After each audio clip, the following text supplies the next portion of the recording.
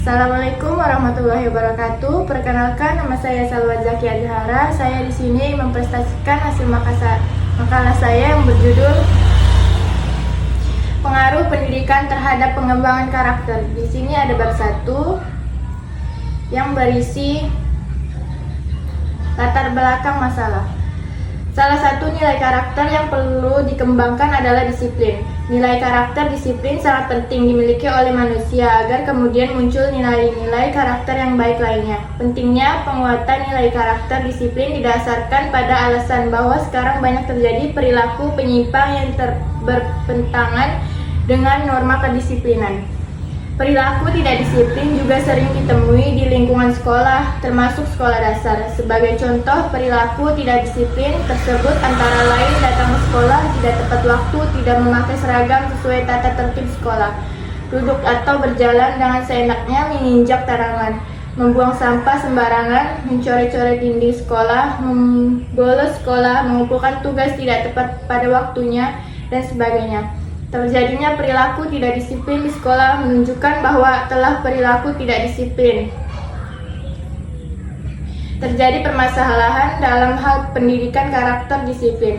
Munculnya perilaku tidak disiplin menunjukkan bahwa pengetahuan yang terkait dengan karakter yang didapatkan siswa di sekolah belum membawa dampak positif terhadap tahu bahwa perilakunya tidak benar, tetapi mereka tidak memiliki kemampuan untuk membiasakan diri menghindari perilaku yang salah tersebut. Hal ini merupakan dalam proses pendidikan karakter yang terjadi. Rumus masalah.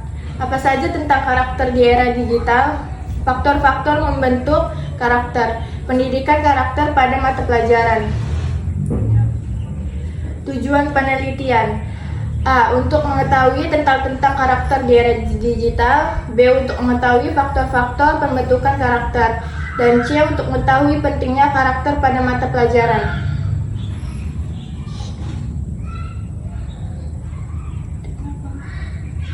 Manfaat penelitian. Manfaat praktis. 1. Agar kita dapat memahami tentang karakter di era digital. 2. Agar kita dapat mengetahui faktor-faktor pembentukannya. Manfaat teoritis. 1. Agar kita bisa mengetahui pentingnya karakter pada mata pelajaran. Di sini ada bab 2 yang berisi karakter di era digital. Di era digital yang bergejolak ini, pendidikan karakter menghadapi tentang yang semakin kompleks dan mendalam. Perkembangan teknologi informasi dan komunikasi yang pesat membawa dampak besar pada cara individu, terutama generasi muda, berinteraksi dengan dunia sekitarnya. Ferdinandus Leluongo Taufik Hidayat 2019. Pendidikan karakter yang pada dasarnya bertujuan membentuk nilai-nilai positif, integratis, dan moralitas individu kini dihadapkan pada dinamika yang belum pernah terjadi sebelumnya. Jadi yang selanjutnya, karakter digital. Salah satu tantangan utama pendidikan karakter di era digital adalah pengaruh media sosial dan konten online. Anak-anak dan remaja sering terpapar oleh beragam informasi, termasuk yang tidak selalu positif atau mendukung pembentukan karakter yang baik, konten yang merusak hoax, serta perilaku berbullying dapat mempengaruhi perkembangan moral dan sosial generasi muda. Pendidikan dan orang tua perlu mencari cara efektif untuk membimbing anak-anak dalam menggunakan teknologi secara bijak dan kritis. Anissa Dwi Hamdani 2021.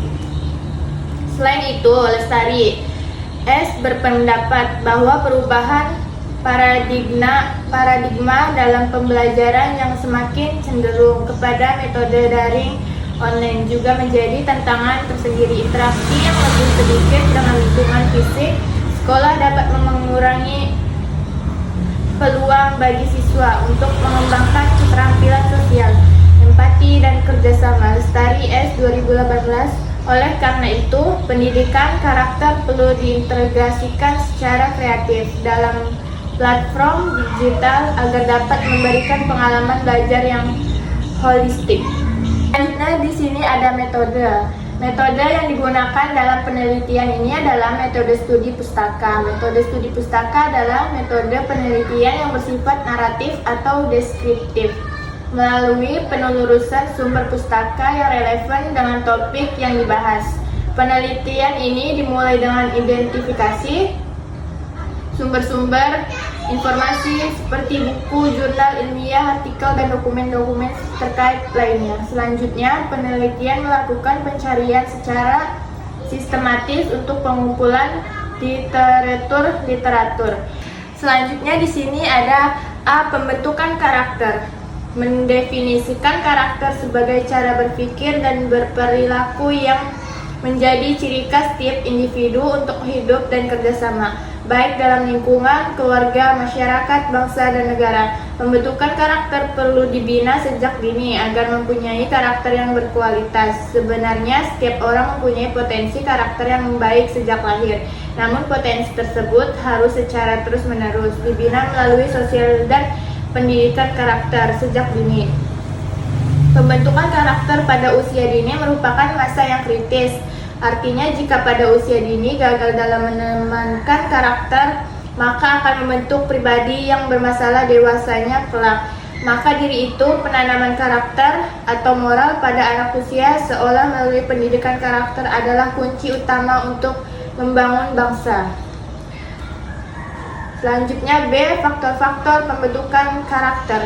Faktor-faktor yang memberikan pengaruh positif yang signifikan pada pembentukan karakter siswa adalah faktor lingkungan, di mana pendidikan nilai dari faktor tersebut diperoleh secara bersama-sama. Kemudian secara parsial keluarga, teman sebaya, dan media massa juga memberikan pengaruh positif yang signifikan terhadap pembentukan karakter siswa, sedangkan sekolah tidak begitu berpengaruh terhadap pembentukan karakter siswa. Selanjutnya, menurut Marzuki 2015, keluarnya kurikulum 13 lebih menegaskan lagi bahwa pendidikan yang dilaksanakan di Indonesia adalah pendidikan karakter. Mengingat dalam kurikulum 2013 ini, semua proses pendidikan atau pembelajaran suatu mata pelajaran yang ada dalam struktur kurikulum 2013 tersebut harus menyertakan dua kompetensi pokok, yaitu kompetensi spiritual K1 dan kompetensi sosial K2. Menurut kurikulum 2013, guru harus merencanakan, melaksanakan, dan mengevaluasi proses pembelajaran semua mata pelajaran, lalu mengintegrasikan pendidikan karakter di dalamnya. Pendidikan karakter dapat diintegrasikan dalam pembelajaran pada setiap mata pelajaran.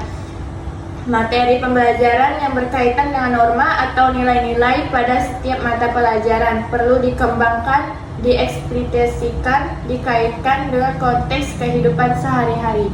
Selanjutnya di sini ada bab 3. Kesimpulan, pada abad 21 ini perkembangan teknologi sudah sangat berkembang pesat, banyak pengaruh-pengaruh akibat kemajuan teknologi ini, termasuk moral atau karakter siswa, bahkan karakter bangsa. Dalam mengoptimalkan potensi karakter seorang anak, maka perlunya peranan orang tua di lingkungan yang menjadi elemen penting dalam pembentukan dan perkembangan karakter anak. Pada zaman teknologi ini, media informasi dan teknologi telah menjadi komoditas utama dalam interaksi manusia yang berbasis dan modernisasi. Kemudahan mengakses media informasi dan teknologi telah terjadi salah satu faktor yang paling mempengaruhi berbagai kalangan termasuk siswa atau remaja.